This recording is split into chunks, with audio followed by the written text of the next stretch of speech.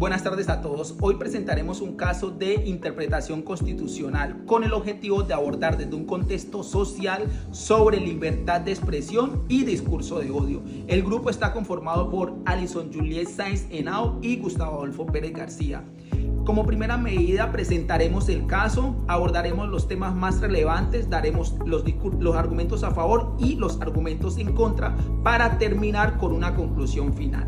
A continuación le damos el paso a la compañera Alison para presentarnos el caso. Este caso presenta un conflicto entre dos derechos fundamentales, el derecho a la libertad de expresión y el derecho a la no discriminación, especialmente en el contexto de la incitación al odio. La interpretación del derecho a la libertad de expresión debe considerar tanto los límites impuestos por la ley como el impacto de las expresiones de odio en los derechos de otro. Interpretación del derecho a la libertad de expresión. El derecho a la libertad de expresión es uno de los pilares de la democracia y permite a los individuos expresar sus opiniones, incluidas aquellas que critican o desafían al gobierno, las instituciones o ciertos grupos sociales. Sin embargo, este derecho no es absoluto. Existen limitaciones que buscan proteger el orden público y los derechos de las personas frente a discursos que puedan incitar al odio, la violencia o la discriminación. En este caso, el líder político podría verse como una forma legítima de expresión de sus opiniones. Sin embargo, el contenido de su discurso, que acusa a la comunidad LGBT de ser una amenaza para los valores tradicionales de la sociedad, parece caer en un terreno problemático, ya que podría interpretarse como un discurso de odio. Como segundo punto, tenemos los elementos relevantes de la ley para la interpretación del caso. En la mayoría de las legislaciones, el discurso de odio se define como aquel que incita o promueve al odio, la violencia o la discriminación contra personas o grupos por motivos como su orientación sexual, su raza, su religión, su género, entre otros. Para evaluar si el discurso del líder político constituye a un delito, se deben considerar los siguientes elementos legales. Primer punto: incitación al odio o la violencia. La ley suele prohibir expresamente los discursos que inciten al odio o la violencia contra individuos o grupos específicos. En este caso, si las palabras del líder incitan a actos violentos o discriminatorios hacia la comunidad LGBT, el discurso podría ser considerado una violación de la ley, incluso si se presenta como una crítica política o social. Como segundo punto tenemos la prohibición de la discriminación. Muchas constituciones y tratados internacionales de derechos humanos, como la Convención Americana sobre Derechos Humanos o el Pacto Internacional sobre Derechos Civiles y Políticos, protegen a las personas contra la discriminación por su orientación sexual, entre otras características.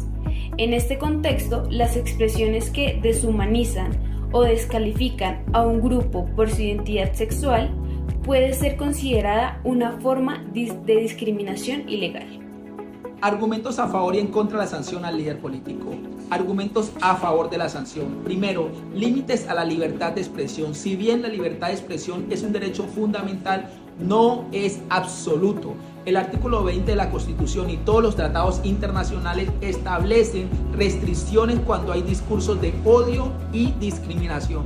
Segundo, protección de los grupos vulnerables. La comunidad LGTBI es un grupo históricamente discriminado. Un discurso de odio podría generar violencia, estigmatización y afectar la dignidad de estas personas. Tercero, la responsabilidad como figura pública. Un líder político de oposición tiene influencia sobre la sociedad. Cualquier declaración que éste dé puede generar o incitar a conductas violentas dentro de la sociedad. Cuarto, la ley 1482 del 2011 es una norma que penaliza la incitación al odio y la discriminación. Argumentos en contra de la sanción. Primero, la libertad de expresión como pilar de la democracia. Restringir el discurso de un líder de oposición podría generar o interpretarse como censura.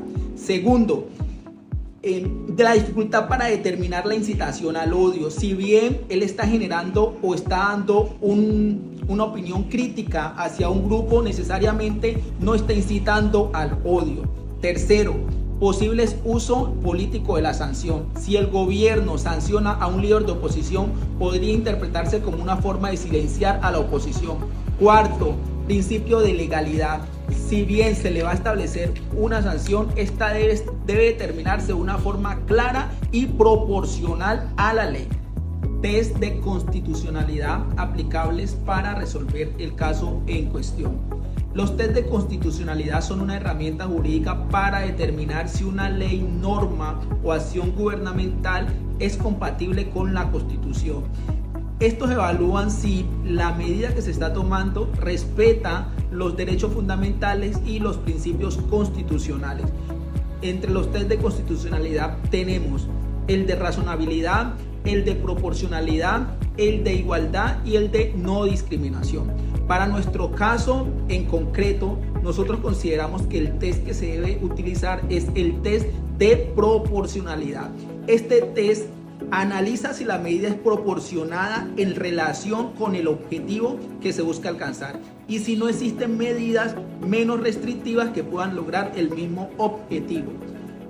Para la evaluación de este test se tiene en cuenta la idoneidad, la necesidad y la proporcionalidad en el sentido estricto. Se debe mirar si efectivamente la sanción al líder político realmente va a proteger los derechos de la comunidad LGBTI y la no discriminación. Se debe mirar si no existe otra medida menos restrictiva para lograr el mismo objetivo. Y también se debe mirar si el daño de la libertad de expresión es menor en beneficio para prevenir la no discriminación. Decisión más adecuada para equilibrar la libertad de expresión y la protección contra el discurso del odio. Nosotros consideramos que la decisión más adecuada debe garantizar un equilibrio entre el derecho a la libertad de expresión y la protección de los derechos de la comunidad LGTBI. Entre lo que podemos mencionar principalmente que deben haber medidas pedagógicas, campañas de sensibilización contra la no discriminación, ni por género, ni por raza, ni por gusto. Y que además de eso existe una sanción pedagógica para el líder político, que esa sanción puede contener una disculpa pública ante diferentes miembros de las comunidades y que efectivamente cada discurso que se dé dentro de las sociedades o dentro de campañas políticas, efectivamente no existan palabras o opiniones que generen o incentiven al odio dentro de las sociedades. Entonces, para nosotros como conclusión definitiva definimos que no debe existir campañas de discriminación. La discriminación no debe ser tolerada por ningún motivo y que efectivamente sí debe haber una sanción ejemplarizante y proporcional a los hechos ocurridos. Muchas gracias.